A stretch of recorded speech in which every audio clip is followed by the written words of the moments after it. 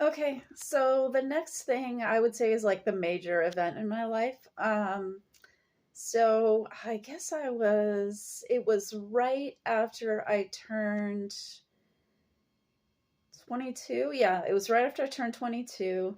Um, so I basically, after I had the abortion, I had like gone back east temporarily, and I looked online and I was looking for a farm. Um, I really wanted to, I found this place. It was basically an intention. They call it an intentional community. Basically, it's a commune. So I thought it'd be really cool because they were doing a lot of organic farming, and also they said that they did like healing stuff there. And I knew I had a lot of healing to do for my childhood and for my abortion, obviously, and just everything in general, relationships. Um, and it was in Arizona, a little bit, a couple hours from Tucson, in this little town called Winkleman.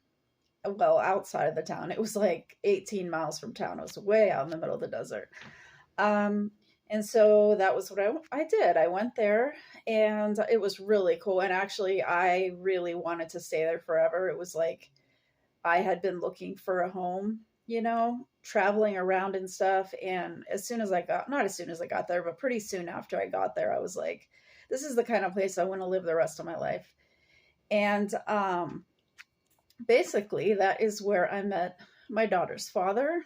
And he actually was there because his father owned part of the land. It was like, a bunch of people owned different parts of the land, like they had their own little plot of land, and he had like a trailer on his.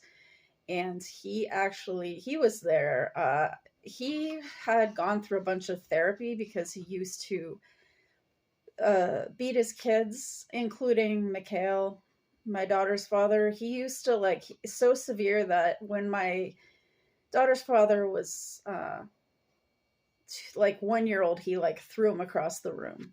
He said he used to bloody his kids and all this stuff, and none of his kids would call him dad, which is totally understandable. Um, and my daughter's dad was the only one who would, and he really wanted to come because he hadn't like seen him since he was 4 or 5. He didn't really remember him. And so by that time, his dad had gone through a lot of pit therapy, and he was really happy to see him. And so he came out, and he wasn't really there for like the farming stuff. He did end up helping a little bit with that, but mostly he was just there to reconnect with his father. And that was one of the things I really liked about him, to be honest, because I just thought it was awesome that he was able to forgive him for that. And so we were just friends. After a few months of him being there, we were still friends, and we ended up having sex and a few times. And that was when I conceived my daughter. I didn't know I was pregnant. Um, but yeah, and the reason why I wasn't too concerned about unprotected sex at that time, still kind of stupid, but I was thinking that I really wanted, like I said, to spend the rest of my life there, and I felt like it would be a great place to raise a kid. So, um, so yeah, I did end up getting pregnant, but I did not find out until I left that I was pregnant. Um, I actually tried to end the relationship or whatever. We weren't like really together, but I felt uncomfortable. I decided I didn't want to have sex anymore.